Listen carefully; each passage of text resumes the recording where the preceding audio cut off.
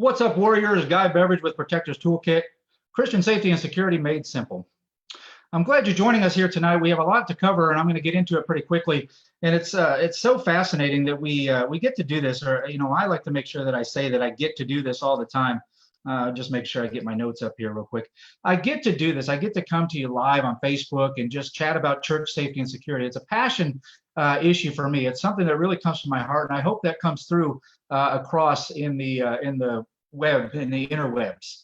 One of the things that I want to make sure we talk about early on, and I do this in every broadcast to make sure you understand, because I say, "What's up, Warriors?" My family gets a kick out of it. It's a kind of a tagline we just shout around our house now. And I want to make sure that you understand that you are warriors. You are a true, and in every sense of the way, a warrior in what you do in church safety and security. When you are choosing to make sure that you have a safe and secure worship environment, everybody that attends your church has a safe and secure worship environment to show up in and then leave from, then you are a warrior. You're no different than Nehemiah working on the wall. What do? They worked with a sword in one hand and worked with the other. So as a warrior, I want to say thank you. Thank you for taking up the mantle. Thank you for taking up the stance to be a protector of others in your church. A warrior, we understand this from the Bible. Early on in the Bible, in Exodus, it says the Lord is a warrior and the Lord is his name. And I know that you, just like me, are created in his deadly image. And so we are warriors in this. So thank you for joining us. Thanks for being part of Protectors Toolkit. If this is your first time here, I'd like you to hit that like button and follow the page. Make sure you're following us so you can get the updates and get these new videos as they come out. I think it's very important that we share this as well. Share this far and wide. If you've got somebody that there's another church protector and you share this with them tonight, I sure would appreciate that. So hit that share button down in the bottom corner as well. So let's get into this a little bit. Everything that I do in church safety and security, I like to talk about first and foremost is we do a little bit of talking about the Bible and where we get this from. In Proverbs 18:15, it says, "An intelligent heart acquires knowledge, and the ear of the wise seeks knowledge." And in the easy to read version of the Bible, the one that I kind of go to sometimes when I'm trying to figure things out, it's not the King James version for sure. I go to the easy to read version when I'm trying to get a little bit more in depth or a little bit more understanding and a little bit more digestion from it. And it says this: wise people in Proverbs 18:15, wise people want to learn more, so they listen closely to gain knowledge. And really, that's what we're all about here at Protectors Toolkit. The tag is church or Christian safety and security made simple, and that's really what it's all about. So in this time right now, where you have a lot of time where you can easily find yourself waking up and going to the couch and then ending your day on that same couch, I want to make sure that we are gaining knowledge. We're being wise about our time that we're given. Because I fully believe, folks, that we are given this time from God right now. It's a slowdown, it's a pause. And I pray this over my children and my wife at night too. And I say, how thankful we should be right now that we are paused like never before. Because guess what? If you're looking at some of the numbers, if you're paying attention to some of the numbers of people that are going to church right now virtually, those numbers are way up, and that's a win for God right there. And what if those people all of a sudden, all those huge numbers you're seeing in your web broadcast from your church, what if they all did show up on Sunday when we're all allowed to go back to church or we all do congregate again? Think about that as a protector, and that's one of the reasons Protectors Toolkit is here, so we can help you make your church safety and security team very simple. Tonight, I'm going to go over the roadmap of how to go from good to great. If you want to be less informal in your church safety and security team and go to more formal, or stop being start being subjective. When something happens, that's when we'll deal with it and go to objectivity, where we know what we're going to do because we have good plans, policies, and procedures that we train to. And that's what we're going to cover tonight in the roadmap. So I'm going to share my screen with you right now so you can see what I'm talking about when we go over the roadmap. I want to make sure I have a good visual up here for you. So let me see what we have here. So in the Church Protector Roadmap, first and foremost, this is just a guide. If you want to go from good to great and you want to be more informal in your church, and guess what, folks? I'm just going to tell you right now, you're going to be required at some point to be more formalized in your church safety and security. It's no longer going to be allowed that we just show up and we have a gun on and that's good enough. That's not what church safety and security, holistically, that's not what it's about. So first and foremost, along the route here, you can see that pray is first. In the modules within the membership side of Protectors Toolkit, these are the modules where you'll get all your training and all your understanding. And first and foremost, I think, like everything that I do, I pray at the beginning of my day and I pray at the end of my day. I kind of bookend it in there. And when I do that, I want to make sure that we're doing that also as protectors of others. I think it's very important for our team that we have a prayer established, that we have a prayer that we can go to. And we know when we show up for duty, we show up on scene at our church to do our job that day, that we have a prayer that we can just say over ourselves. We have a prayer that we can say over our church, and we have a prayer for our team. I think it's vitally important. You can even put the cool factor in there if you want to, and post it up on your wall nice and big. Get it nice and big up there, kind of like a locker room for a major sporting team. And you just post it up on the wall. And it's a prayer that you can have in it, and it says it over your team. And I think that's vitally important. We teach our teams to pray not only for our church and our leaders, but we also teach them to pray for themselves and for the team. So that's step one as we see it in Protectors Toolkit on the roadmap. Next little block you see right there is clarity. So how can we take our team anywhere if we don't know where we're going? First and foremost, we have to have a direction to go in. We can't just simply show up to our church and think that we're going to be good at safety and security because we're prior law enforcement, we're prior military, we're a combination of those things. No, we have to have clarity of mission, because being a protector of others in a church environment is way different than dealing with the average criminal out on the street. So we have to have clarity, and we establish that. We establish where we're going, we establish our mission and vision statements as well as our goals, and from there that allows us to brief our church and the leadership within the church so they can understand also where we want to go. And then they're going to have some feedback for you possibly to say, modify this or change this just a little bit, and we work together in harmony in symbiotic relationships with them. So we make sure that we're honoring the church, and we're also falling under the mission and vision statements of the church within our safety and security ministry. Next along the road, you can see people. Listen, you're not an island. Just because you were tasked by being the leader or being on the team or establishing a team, you're not an island, you're not a sole operator. You don't need to be, and you shouldn't be. In this module here, and under the people module in the Protectors Toolkit membership site, you're going to learn how to recruit, vet, and manage a team of volunteers. It's not all that easy, but we make it pretty simple in there. If you're just joining us tonight, I'm so thankful you're here. We are going over the roadmap to go from good to great in church safety and security, how we're developing our teams to go from informal to formal, and we're gonna continue along the path right here. We just finished up with people, and now we're gonna work on strategy. So I want you to get this and hear this clearly from me. Depth of knowledge is tactics. If you're prior military, prior law enforcement, combination of those things, and you're on your church safety and security team, or you're the leader of your church safety and security team, you probably know tactics. By and large, we know tactics. We learn tactics in whatever academy or basic training we went through, and we have tactics. That is a depth of knowledge. It goes very deep. But what we need as a church protector, what is required of us, is to have a breadth of knowledge. A breadth of knowledge is strategy. We have strategy we can apply to the tactics. It's very important that we have this within the church, because as a law enforcement officer, you know how to arrest people and you know how to deal with criminals. But dealing with church folks that have bumps and bruises and slips, trips, and falls, and kids lost and kids screaming and all that kind of stuff requires strategy to apply your tactics to. We go softer a little bit with this stuff. So we're going to work on plans, policies, and procedures in this module as well, and make sure you have a good base to work from. Next, for our purposes here on the path is onboarding.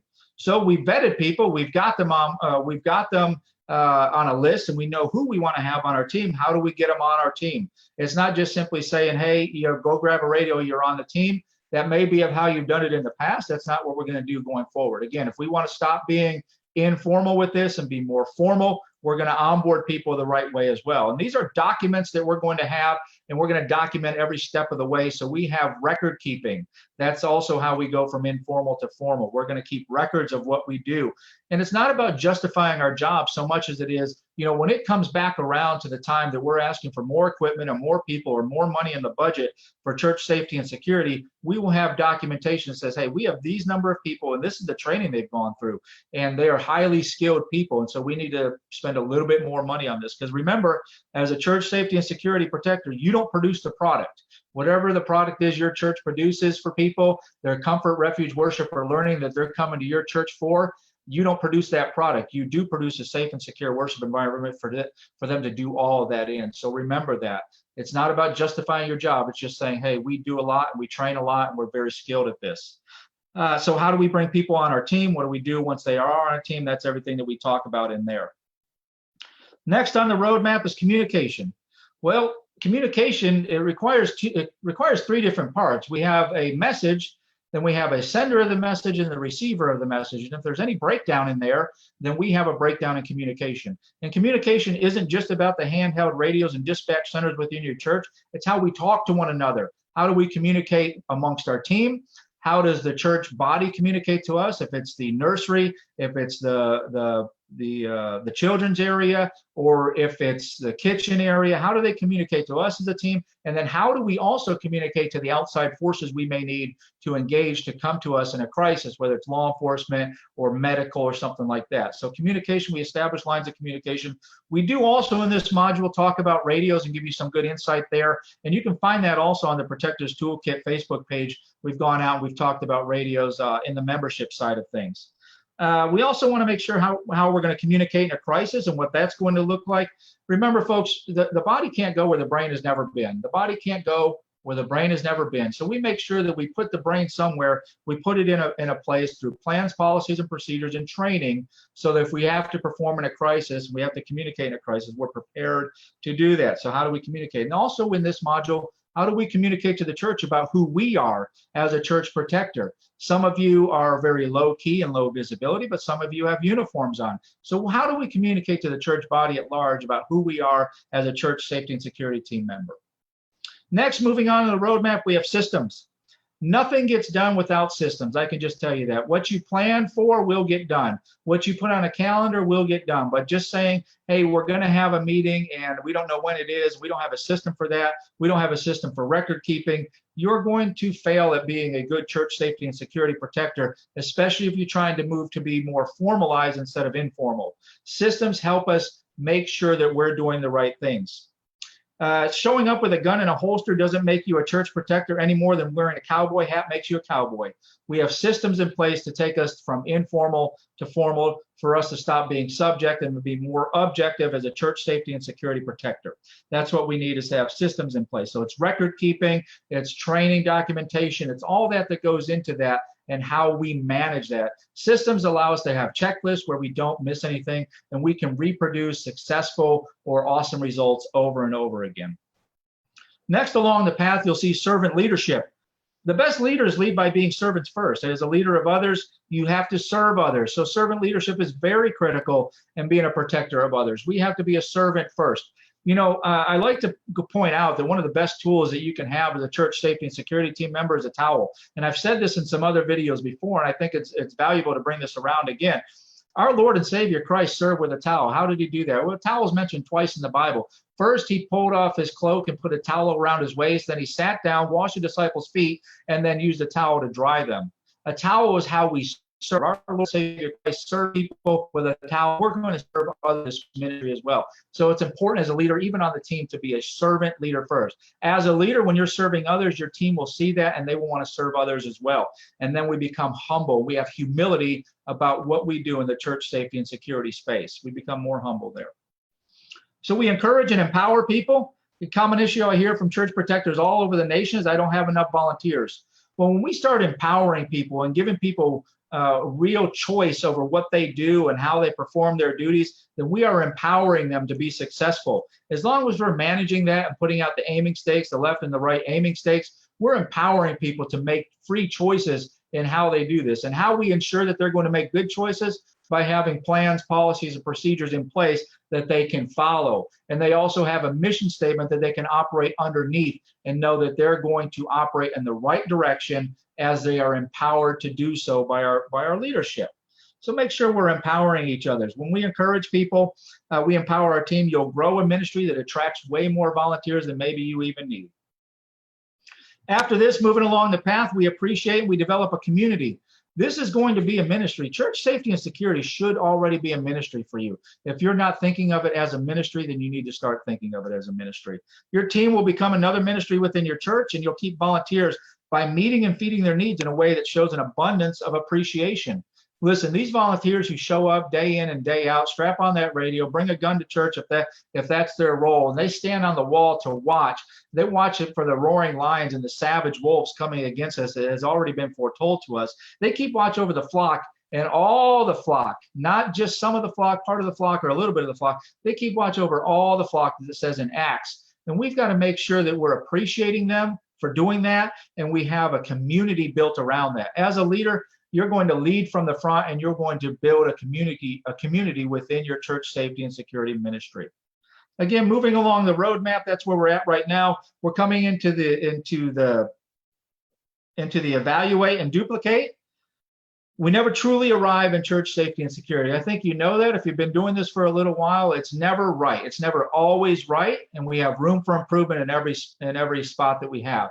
As we operate in the world and we operate in the flesh, we have mistakes, we have errors that come up, and we're going to keep evaluating and reevaluating and try to make this the best church safety and security team that we can possibly make. And it's vitally important that we look at this as a living, growing thing, and we learn every step of the way. Whether we have a success or an error or a failure, we learn from that. And that goes back to the documentation side. If we're documenting all of the incidents that we have, we can learn and grow better from this, and it may modify our plans, policies, and procedures that we have in place to do that. So make sure we're learning. We're going back and evaluating, and if we have success, then we're figuring out how to recreate that success over and over again for our community and for our church at large. So we're keeping a safe and secure worship as much as possible. So I'm gonna share another part of my screen tonight.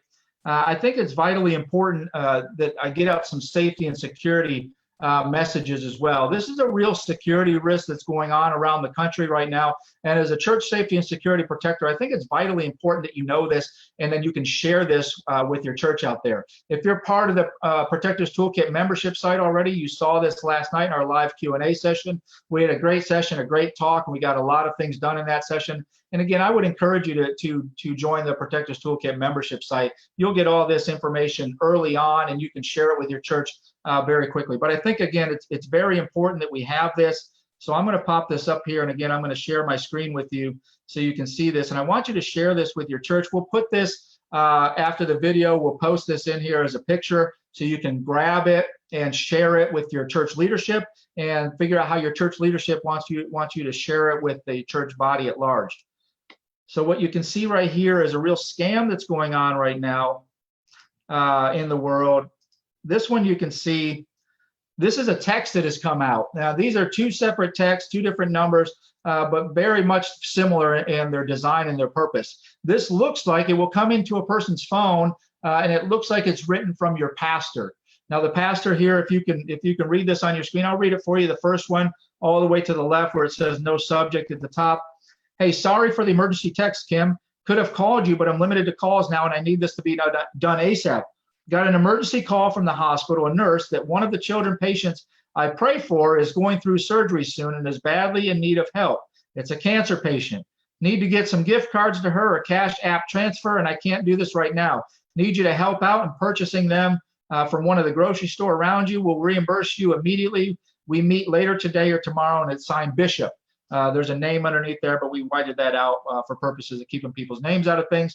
And it's very similar in the next text thread, and it's asking the same thing. It appears to come from the pastor. And listen, if someone's phone just chimes or rings or buzzes, and it looks like it's a message from the pastor, there may not be a lot of discernment in the congregation of the church. They may just think the pastor is in dire need, and they may run right out. We have servant's heart when we're in church. We may run right out and do that right away. So make sure you're sharing this with your church leadership and figure out how you want to message this out to the congregation. We don't hold information like this in. We make sure it gets out there so nobody gets taken advantage of in these times that we're going through right now. So I thought it was very important for you to see that right there and share that. And again, we'll post that in the Protectors Toolkit membership site. What I want to also do is make sure that we round this out tonight. And I want to talk to you real quick. We'll make sure that if you have anybody out there that needs to see this information, you share this with them. I think it's vitally important in church that we sharpen one another. In fact, in the book that I like to read, the Bible, it says that iron sharpens iron, and we should sharpen one another. So this is a sharpening like no other. This is not something where I'm coming out and I'm begging people to join Protectors Toolkit. Of course, I want people in the membership site. I want you to go from good to great in your church safety and security. But I think it's vitally important in the Facebook page here that we share these videos far and wide, because it may mean all the difference in the world to somebody. So if you have people out there that you are fellowshipping with, share these videos. Go through the Facebook page and look at some of the other videos out there as well. Sharing is caring, and you can't go far enough with it. Go in and watch some of the other Warrior Wednesdays. And like I said, hit the like button for this video for the page. If this is your first time here, we're so happy to have you here. And then also make sure that you're getting all the updates from Protectors Toolkit and what we broadcast out there. Obviously, go in and look at there's no obligation to join the membership site. Go and look out there and see if it's for you. Again, we went over the roadmap tonight. I'm going to post a picture of that in the Facebook so you can look at that again and talk through it with your teams. If you want to go from good to great, if you want to go from informal to formal and stop being subjective and be more objective in your church safety and security ministry teams, I would, there's no obligation. You can get out of it at any time if you want to. So go try it on for size, see if it works for you. I think as we go along as church protectors, we can't just show up and hope as a strategy. We're going to have real strategy. We're going to have real plans, real policies, real procedures, and we're going to have real training for it. So if that blesses you in some way, please go out there and seek that out. And last but not least, like I always like to say, keep them safe.